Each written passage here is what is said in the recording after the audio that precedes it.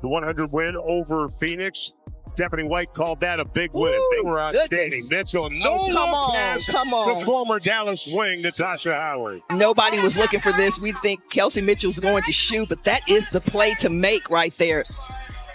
Nobody in the passing lane. The Indiana Fever just did something that nobody saw coming. While their superstar sat on the bench in street clothes, they didn't just win, they shattered 4 franchise records in a single night against the Dallas Wings. Wins in a row, a season high. Just how have you been able to find that rhythm over this stretch? I think it's been about, we've had some practices, and I think practicing has definitely tuned us up, fine-tuning as far as the details. We knew before All-Star that, the second half of the season is always about people making adjustments, people finding ways to stop what we have to do. And I think that on us, we try to do a good job of staying locked in at practices and shoot-arounds and all that kind of stuff to be where we need. But here's what will leave you speechless. The 2 players who led this historic performance weren't even supposed to be on the team. 3 months ago, they were watching games from home, unsigned and unwanted by every WNBA franchise. Now they've become the most unlikely heroes in Indiana basketball history. This season, in her 8th year, she also has a couple of 30s. And Mitchell trains the 3. Now have a little bit of an advantage in the paint, and they need to keep doing that. That time, Dejanay went for the steal, and Mitchell kept it away from her. Would not have taken that call so gently, shall we say. Now, Kalani Brown was her buffer last year. Is Mitchell all the way to the hole? So you stick together, communicate on defense. This is a high-octane offensive team. Beautiful pass.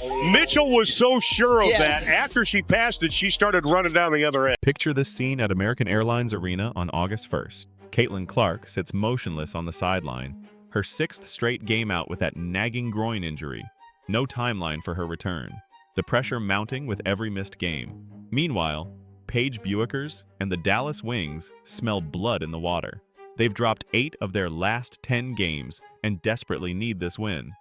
Finding ways to get wins, and that's going on some scoring bursts. That's being able to rely on multiple players, getting stops when needed, making adjustments and continuing to grow. I mean, this is a group that's been resilient all season long, and I think that we have such quality depth that we can rely on one another, and rely on one another in certain moments. The opening tip revealed everything about this Fever team's mindset. No hesitation, no waiting for someone else to step up.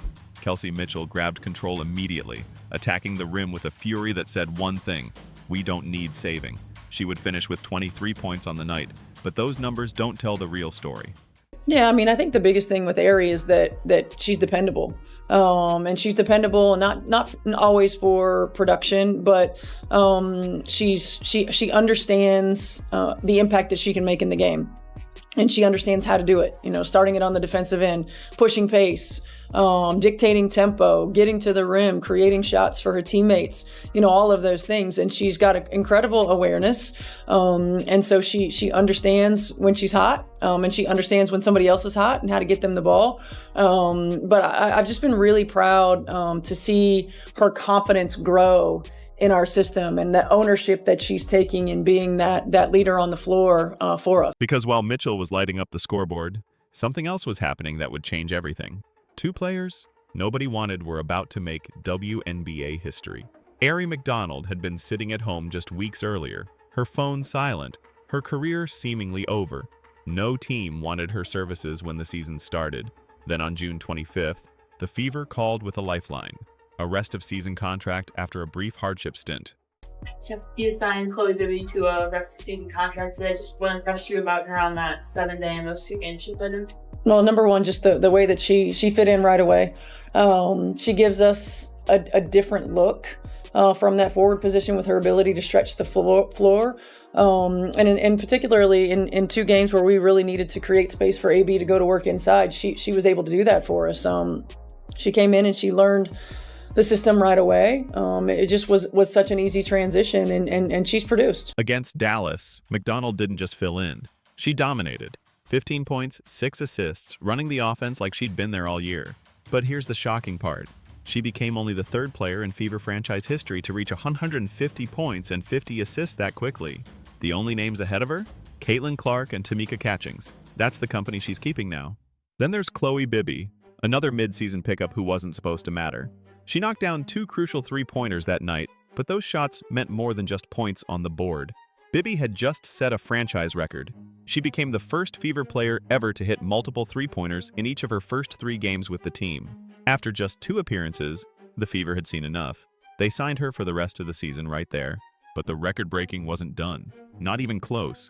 Aaliyah Boston and Natasha Howard accomplished something that had never happened in WNBA history. Think about this for a second. In the entire existence of the league, no 2 teammates had ever both recorded at least 10 points, 10 rebounds, 5 assists, and 2 steals in the same game. Until now. Boston put up 12 points, 11 rebounds, 5 assists, 3 steals, and a block. Howard matched her step for step with 11 points, 16 rebounds, 5 assists, 2 steals, and a block. Those 16 rebounds? A career high for Howard. She dominated the glass like the Wings were a junior varsity squad. The controversy started brewing in the third quarter. Dallas shot 25 free throws compared to Indiana's 13. Social media exploded with accusations of biased officiating and claims that Bueckers was flopping to draw fouls. Even Wings coach Chris Cleese expressed frustration with the refs after the game.